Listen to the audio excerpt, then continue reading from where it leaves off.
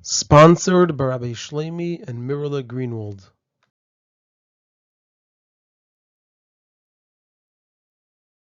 This is a Sicha from Likutei Sichos, Chelek Beis, Parshas Tzav. So there's only one Sicha in this Chelek on Parshas Tzav, and the topic of the Sicha is that in this week's Parsha we learn about the carbon Todah, and we learn a Rashi on it. And there are three parts in the Sicha. The Rebbe will, number one, ask 6 questions on this Rashi.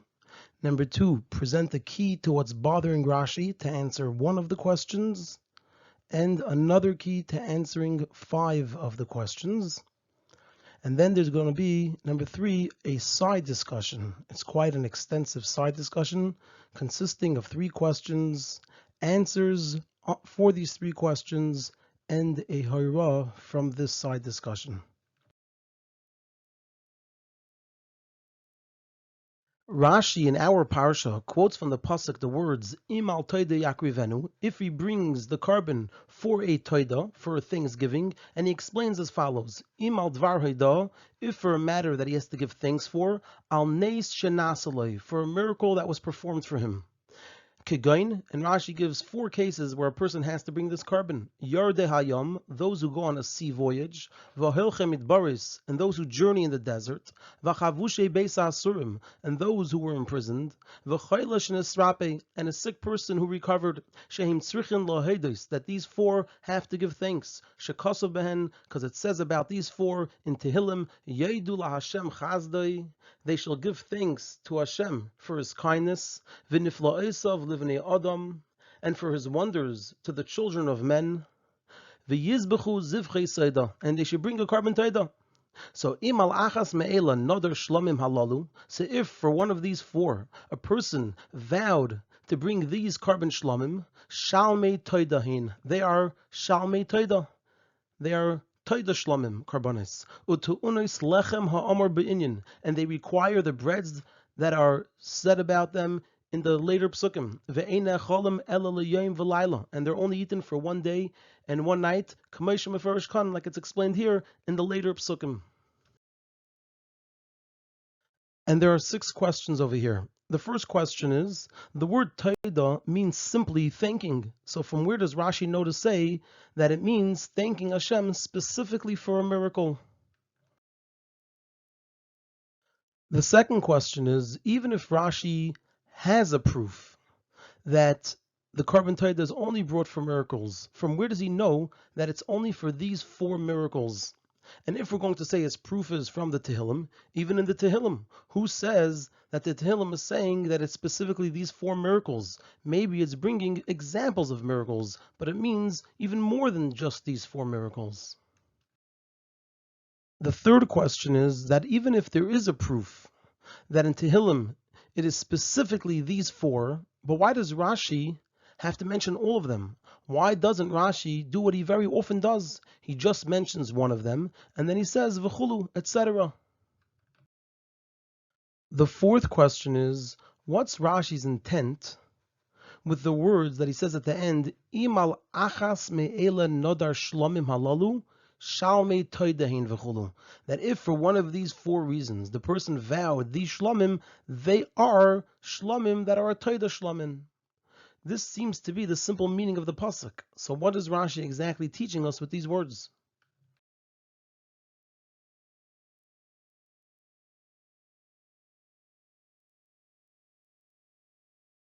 The fifth question is that the order in Tehillim is different than the order in Rashi. Because in Tehillim it starts with Halachos Midbaris, then Chavushe Beis Asurim, then Chelek Nisrape, and at the end Yardei Hayam. And Rashi takes Yardei Hayam from the end and puts it at the beginning. And the question is, why does Rashi change from the order in the Tehillim?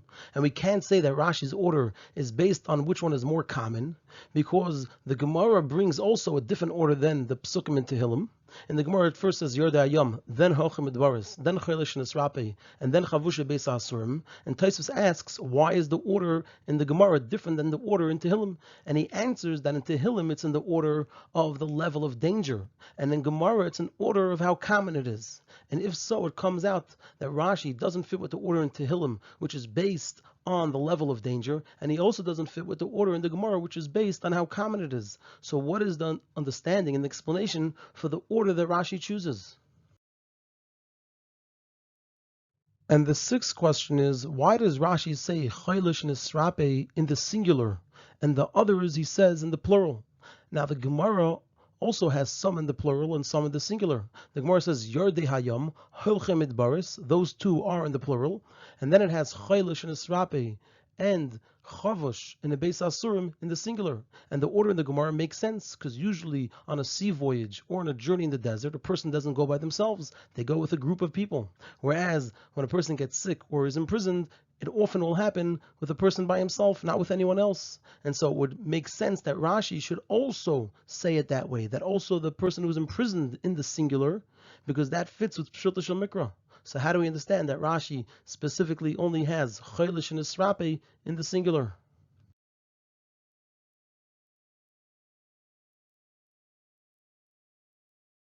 The explanation in all of this is as follows. So this is the key to the Sikha, and we're going to answer first the fourth question, the wording of Rashi, Imal achas me'ela nodar shlomim halalu.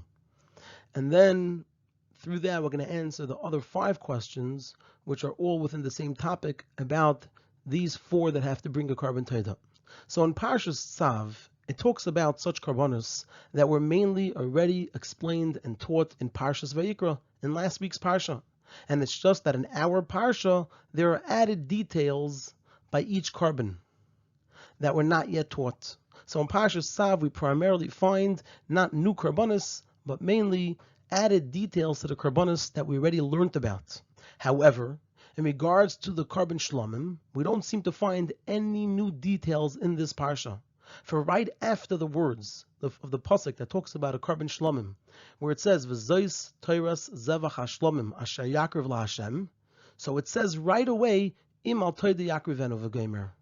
So that's the question over here that Rashi is addressing. That's the main intent of Rashi over here, to answer this question. Why does it say v'zois toiras zevach hashlomim asher yakrav laHashem, and it doesn't add any details? And the question comes up when the next pasuk arrives, when we arrive at the next pasuk, and we see it says Imal Todah Yakrivenu.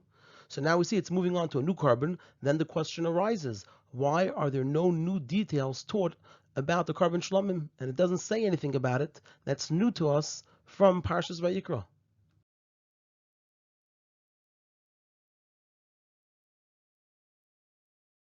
So this question is the key to answering the fourth question that we asked on Rashi. So this is the key to answering specifically the fourth question, and we'll see how once we answer the fourth question, we're going to introduce an idea that's going to answer the other five questions as well. So Rashi answers this question that we just asked, that why does it say in Parshas Tzav, V'zois toiras zevach hashlomim asher yakrav laHashem, if it doesn't seem to be adding anything new about a carbon shlomim? So Rashi answers this question by saying, Imal dvar hodah nodar shlomim alalu shalmei toidahin utu unis v'chulu, that if for a matter of thanks a person vowed to bring these shlomim, then they are called shalmei todah, and they require the breads, as well as they could only be eaten for one day and one night. So what is Rashi saying here? Meaning that the words imal todah in our pasuk, they come in continuation to the previous pasuk, where it says v'zois toiras zevach hashlomim, and that our pasuk is adding another type of shlomim carbon that wasn't yet taught, and it has new details that aren't in other shlomim, and that they are that to unis lechem they require breads ha'amar be'inyan, that's said over here. We don't know about it yet. Ve'ein lechalem ela liyom v'layla, and they could only be eaten for one day and one night. Kamei mefarish kan, like it's explained over here, and we don't know of it yet. And the proof to this, that when it says Imal Todah Yakrivenu, it means the carbon shlomim of the previous pasuk, and so it's teaching us about a new shlomim carbon. The proof to this is that by the Todah in our pasuk, it says Imal Todah Yakrivenu. It doesn't say Imal Todah Yakriv, if for a Todah he brings a carbon, but rather Imal Todah Yakrivenu, if for a Todah he brings it, meaning that he brings it, the shlomim that it talks about in the previous pasuk. And it's as if it says, Imal Todah Yaakov zevach hashlomim. It's as if our pasuk says, and if for a Todah Yakrivenu he brings it, if he brings for a Todah the zevach hashlomim, then the halachos are as follows: new halachos that we don't know of yet, and a new carbon that we don't know of yet, that's considered a carbon shlomim. And because the proof is from the word Yakrivenu by Todah, And also because the question only arises once we learn the pasuk about the Todah, because that's when the question comes up. We're starting a new pasuk, and it doesn't seem to speak about a shlomim. So then the question arises. It's just said, and it doesn't say anything new about the shlomim. So because of these 2 points, therefore Rashi says his teaching on this pasuk and not on the previous pasuk, v'zayis Torah zevach hashlomim.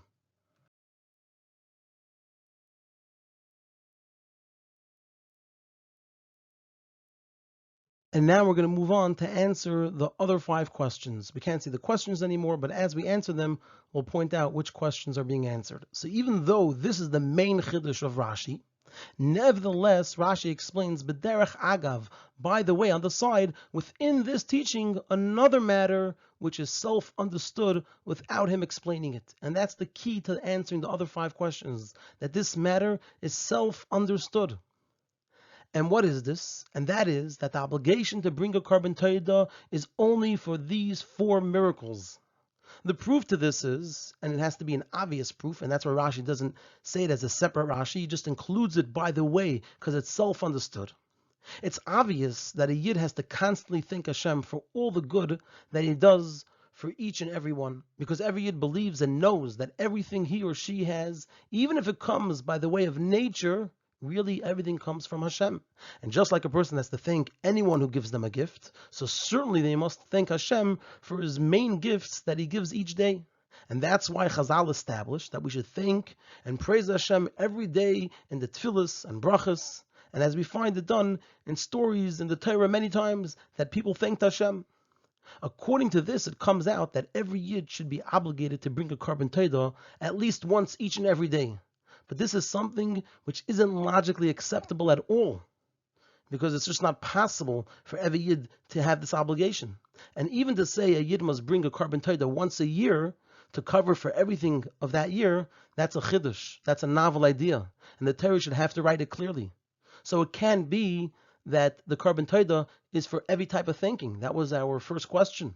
How does Rashi know it's for a miracle? Because it cannot be that it's just for a regular thinking, because then we would be obligated to bring at least 1 carbon every single day, possibly more. And to say that it means once a year, that can't be, because then it would have been said clearly and explicitly. Therefore, even in Pshuta Mikra, we must say that a person is not chayiv to bring a carbon Todah for every good thing, but rather for something out of the ordinary, meaning that it's only brought for a miracle. So that answers our first question on Rashi. What does Rashi know to say that it's specifically for a miracle?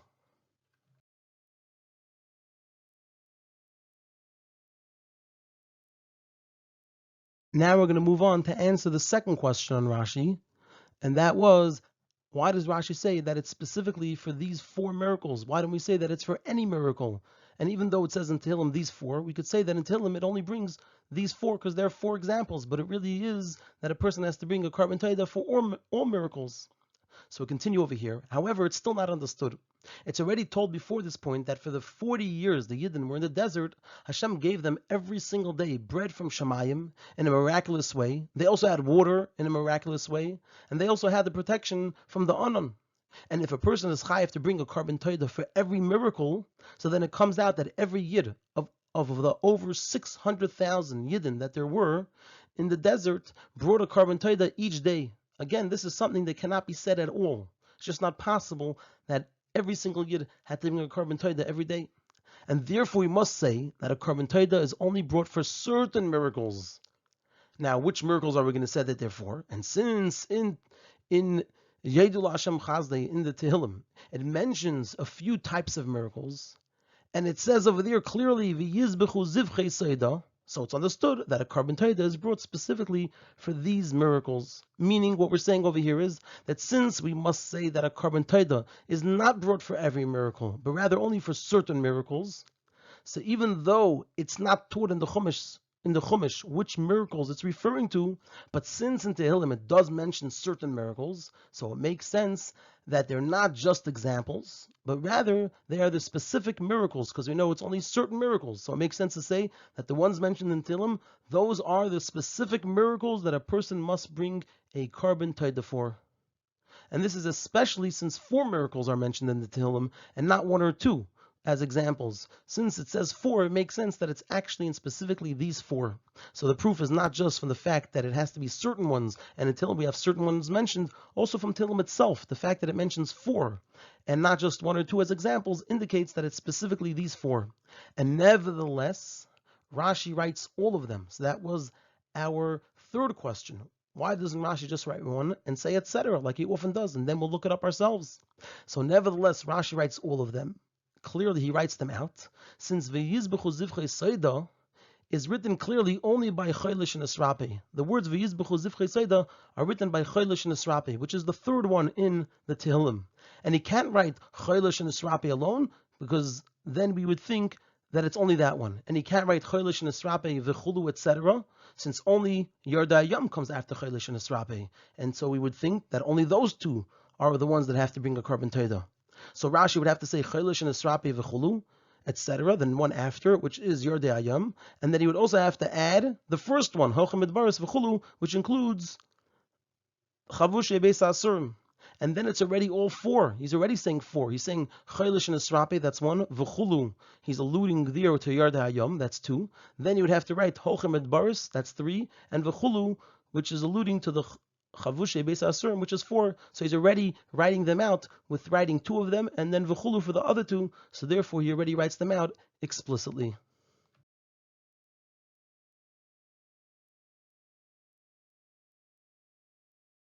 Now we're going to move on to answer the final two questions. The fifth question was, why does Rashi present the miracles in the order that he does? And the sixth question was, why does Rashi say Chelek and Esrapi in the singular and the other three in the plural?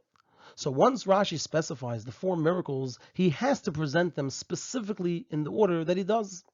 It's understood simply, very simply and obviously, that if a chiyuv is placed on a person in connection to a certain event, that if something, the following were to occur, this is the chiyuv. So if the person actually experienced that event, it's easier for them to understand the chiyuv. According to this, it's understood that when the chiyuv to bring a carbon todah was told to the Yidden, they first told them about the chiyuv for miracles that they themselves experienced, and in the order that they experienced them. And three of the miracles occurred for the Yidden, and in the order that Rashi presents them. First, they went through the water by Kriyas Yamsuf, then they journeyed in the desert, and then they were locked in Midbar Sinai for 40 days until Moshe came down. They had to wait right there at the foot of the mountain.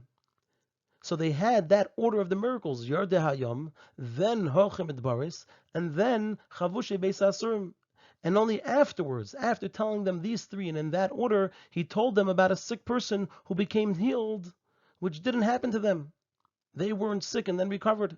And this is also why those three are plural, and the last one is singular. The first three are plural because they happened to them as a group, and the last one is singular because it didn't happen to them as a group. And also, like we mentioned, that typically it happens to an individual.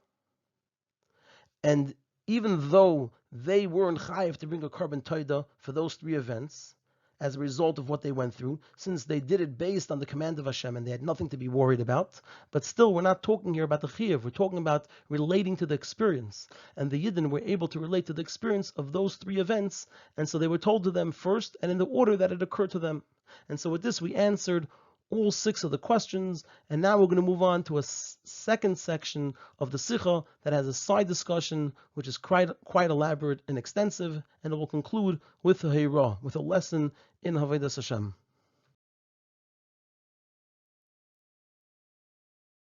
Now we're moving on to a side question on one of the details that was just mentioned, that the Yidden had the Chavush Beveis Asurim, they experienced it when they were, so to speak, stuck at the bottom of the mountain waiting for Moshe to come down.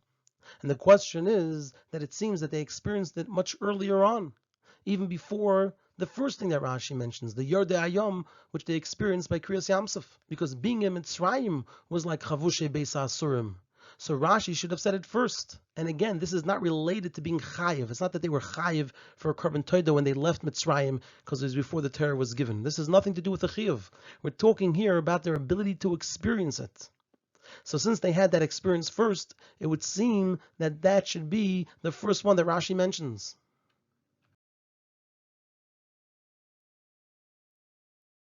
So here we're going to have a lead up into the answer and the answer. So we'll understand the answer to this question based on understanding why does Rashi say Chavushe Beis Asurim. Those who are chavush in a Beis Asurim, they're the ones that have to bring a carbon todah. Why doesn't Rashi just say Chavushim? And the answer is, the reason for this is because it's only if it's in a Beis Asurim. And simply the source of Rashi for saying that it's only if somebody is chavush in a Beis Asurim is from Tehillim, where it says, Yoshvei Choshech V'tzal Mavis Asirei Ani Ubarzel, which means those that are in a place of a Beis Asurim, they're in a place of Choshech, a place of Tzalmavis, they are Asirei Ani Ubarzel, they're tied. So it's only if a person is chavish in a Beis Asurim. And that's why being in Mitzrayim doesn't count, because they weren't in a Beis Asurim. And to the contrary, we know that they were in the best part of Mitzrayim, in Eretz Goshen. And regarding their slavery, we know that they were enslaved over there, and enslaved, they were enslaved befarach in a very great way. This is a separate matter. It has nothing to do with the four that have to give thanks. Whereas the Midbar, it's not just that they were stuck there. The place itself that they were stuck in is like a Beis Asurim. Like we know that the Midbar is a dangerous place. It says, "Bamidbar agadol va'neira nachash sarah fa'akra v'tzimayin asher ein mayim." And so therefore, the Midbar is similar to a place where not just a person is enslaved in that place, but the place itself is like Yeshvei Choshech V'tzal Mavis. And so that's why being in Mitzrayim does not count as Chavushe Beis Asurim.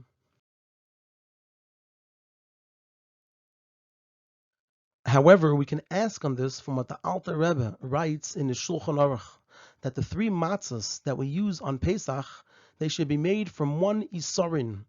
One isarin, it's a measurement of flour, and the reason is to commemorate the lachmei todah that were brought together with the carbon todah. Like we learned in Rashi, to unin lechem, they require breads.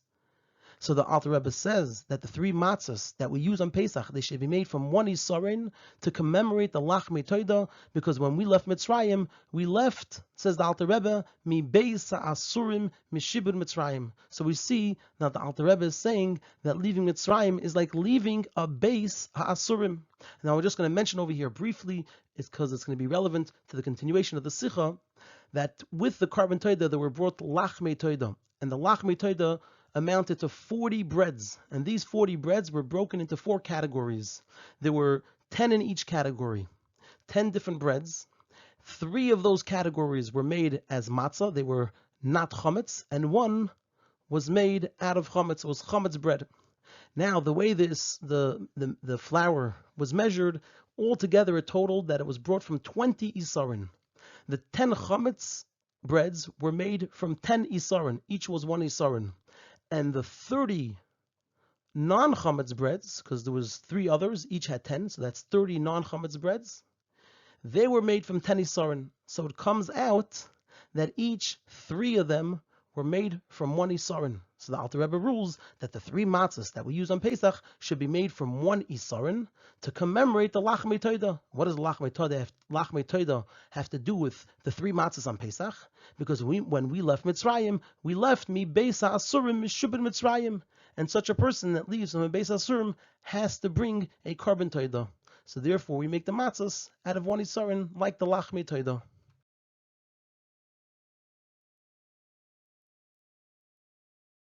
So we have a comment and an observation about this question, that the truth is that the question is not from what the Alter Rebbe writes in the Shulchan Aruch on Rashi, or on our explanation of Rashi, but rather it's a question on the Alter Rebbe himself from his ruling that one who was chavush beveis asurim says birchas hagoimel. So the ruling of the Alter Rebbe says, Misha haya chavush bebeis ha'asurim al yedei iski nefashis, somebody who was imprisoned in a beis ha'asurim for something related to nefashis, v'yatzan, he was released, oyal iski mamin, or if he was imprisoned for money matters. Im haya ma'una bekivlei barzel, if he was tied up with chains, metal chains, so chayev bebirchas hagoimel. And the birchas hagoimel is connected to the chiyuv to bring a carbon todah.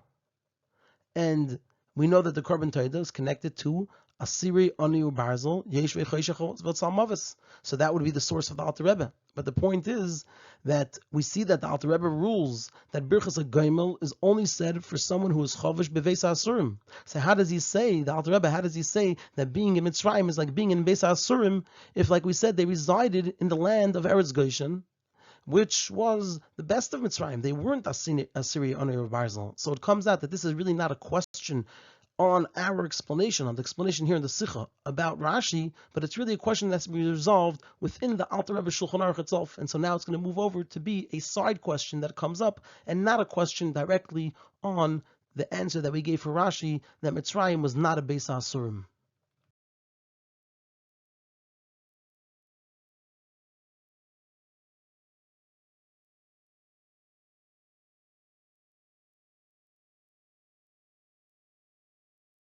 So in order to answer this question, we're going to go into another question. So this will be understood by first asking and answering another question.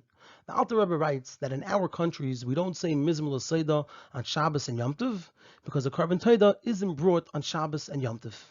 And so too, on Pesach and Erev Pesach, we don't say Mizmor L'Seidah because the Korban Todah isn't brought on Pesach and Erev Pesach because of the chametz that's in it. Like we said, 10 of the breads were chametz. And so the question is, if we can't even say Mizmor L'Seidah on Pesach, then how can we do something connected to the Korban Todah on Pesach? How can we make the 3 matzos from 1 isaron of flour zecher as a zecher to commemorate the Lachmei Todah? And it's a kal v'chemer, more than what we just said now, that if we can't even say something, how can we do something? It's a greater kal v'chemer. Because according to the opinions that we must say Mizmor L'Seidah also on Shabbos and Yom Tov and Pesach and Erev Pesach, the reason is because we won't come to bring a Korban Todah because of saying Mizmor L'Seidah. Since saying Mizmor L'Seidah is not to commemorate, according to these opinions, it's not to commemorate the Korban Todah, but rather it's just a form of thanks. And why do we use this mizmor to say thanks to Hashem? And because unlike all other shiris, all other songs, this mizmor won't be batal asad lavai. And so it would seem, according to this, that those who rule not to say it, that we don't say it on Shabbos and Yom Tov and Pesach and Erev Pesach, it's because it does commemorate the Korban Todah. And from the Alter Rebbe, although it seems that he holds that it's to commemorate the Korban Todah from one teaching of his, because the Alter Rebbe says, Tzarich Leimer Parshas HaKarbanos Me'umah, the person has to say the Parshas HaKarbanos standing, V'chein Mizmor L'Seidah, and so to Mizmor L'Seidah, Dugmas HaKarvasan Shahoisa Me'umad, similar to their bringing of them as a carbon that was standing up. So although from the Alter Rebbe, it seems that he holds that it is to commemorate the Korban Todah, and that's why he says we don't bring it, we don't say Mizmor L'Seidah, Shabbos, and Yom Tov, and Pesach, and Erev Pesach. It's actually not the case. That's not what the Alter Rebbe holds. We see that from another teaching of his. The Alter Rebbe says, V'yesh mekaymes, there are places, Shenoegim, Lohesef, v'chulu, that they add, and he says Mizmor L'Seidah, and the reason is, L'fi shekol ha-shiris asidin li-batal, because all shiris will be batal la'asad lavei, chutz mi Mizmor L'Seidah, except for Mizmor L'Seidah. So the Alter Rebbe says that it's connected to the reason that Kol HaShiris are Batal Asad Lavei except for Mizmor L'Seidah. And so now we're going to see the extent of the Kal V'chemer. So we must say that even though we don't say Mizmor L'Seidah to commemorate the Korban Todah according to the Alter Rebbe, nevertheless, since we're mentioning the Korban Todah in it, so it's not why we're saying it, but we are mentioning the Korban Todah in it, so it shouldn't be said on days that the Korban Todah wasn't brought. And that's also why, because we mentioned the Korban Todah in it, that's also why the Alter Rebbe rules that it should be said standing up. And so, if we shouldn't even say Mizmor L'Seidah on Pesach, even though it only mentions, by the way, the Korban Todah, that's not the reason we're saying it, but it mentions it by the way, and because it mentions it by the way, therefore we don't even say it. So then how can we do something connected to the Korban Todah on Pesach? So essentially we had the whole question before the Kal V'chemer, which just magnified and emphasized it even more. And the question is, if we don't say Mizmor L'Seidah on Pesach, because it's connected to the Korban Todah that had chametz in it, so how can we make the 3 matzahs of the Seder from 1 isaron to commemorate the Lachmei Todah?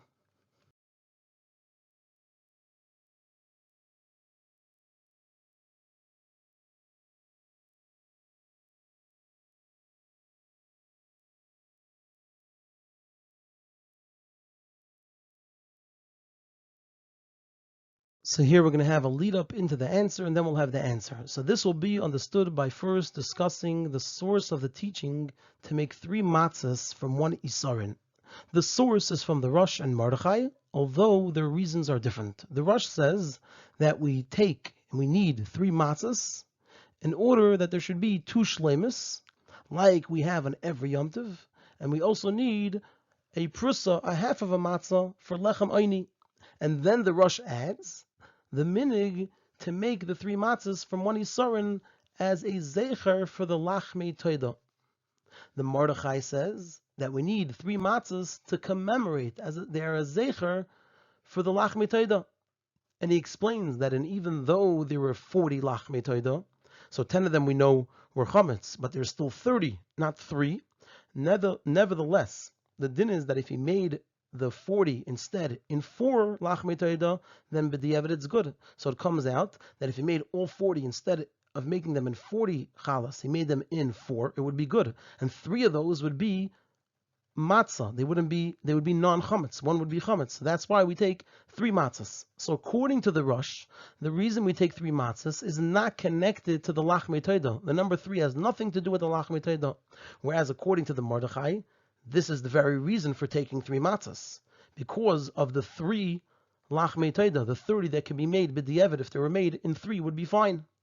And according to this, the Rebbe explains at length that there's no question of the Karban Nesanel. The Karban Nesanel asks on the Rosh about the number 3. How do we have 3? But there was 30 lachmei todah that were in chametz, and then he gives the answer of the Mordechai, the b'diavad. If they were made into 3, it would be fine. But according to this, there's no question on the Rosh, because the number 3 of the Rosh has nothing to do with the lachmei todah. It has to do with 2 shleimus, like on every Yom Tov, and another half of a matzah, a prusa for lechem oini.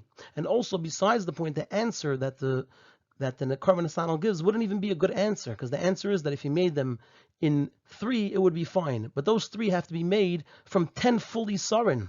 It has to be made from 10 full isarin. Here we're making it just from 1 isarin. Because according to the Rosh, the number 3 has nothing at all to do with the lachmei todah. The number 3 is related to what we have in every Yom Tov 2 and a prusa for lechem oini. What is connected to the lachmei todah is just like when the lachmei todah, the 3 of the non-chametz lachmeis, the 3 of the each 3 were made from 1 isarin, so these 3 should be made from 1 isarin. And also there's no question on the Mordechai about the number of isarin.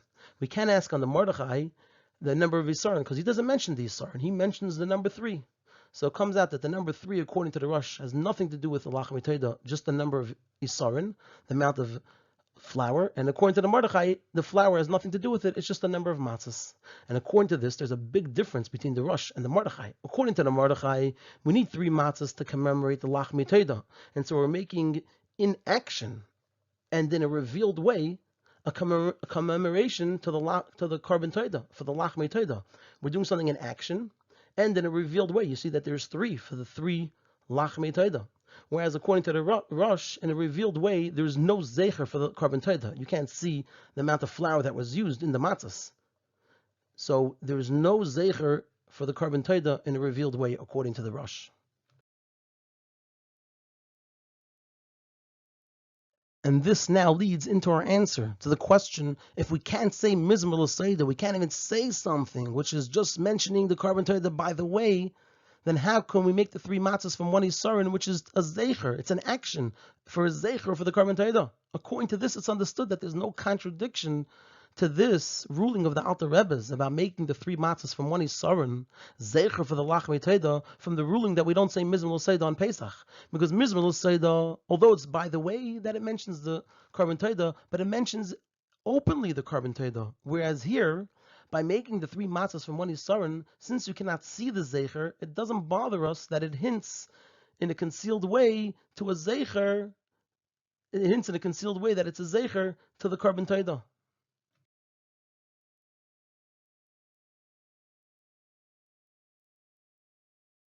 According to this, that according to the Alter Rebbe, the zecher to the lachmei todah isn't a complete zecher, it's not such a revealed zecher, so we can say that when he writes that when we left Mitzrayim, we left a Beis Asurim, it's also similar to this, that it's not a complete Beis Asurim.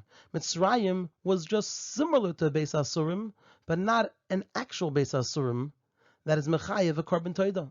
So what the Alter Rebbe is saying is, therefore, we make the three matzahs from one Yisaren, that they are a zecher, but only in a hinted way, not in such a revealed way, to the lachmei toida. And we on Pesach left the Beis Asurim, but not a real Beis Asurim, just in a hinted way. It's not a true Beis Asurim. So that answers our question. If the Alter Rebbe rules that you actually have to be a chavush beVeis Asurim to afterwards be chayiv and goimel, then why does he say that when we left Mitzrayim, we left the Beis Asurim, and we would have to bring lachmei toida, and that's why the three matzahs are from one Yisaren? The answer is that when it comes to actually being chayev birchas hagoimel and being chayev a carbon toida, then you have to be a chavush beVeis Asurim that is then released. But when it comes to leaving Mitzrayim, since the Zecher is only hinted to, so also the Mitzrayim only hints to a Beis Asurim. It's not a real Beis Asurim. And according to this, it fits really well that the Alter Rebbe adds at the end, he says, Mi Beis Asurim, Mishibur Mitzrayim. Why does he add on at the end, Mishibur Mitzrayim? Why does he say that? The reason is to say that it wasn't an actual Beis Asurim. He's explaining that it's not a true Beis Asurim, it's only Shibur Mitzrayim, which means that they were enslaved and it was terrible, but the place itself was not a Beis Asurim. There was just a shibur in that place.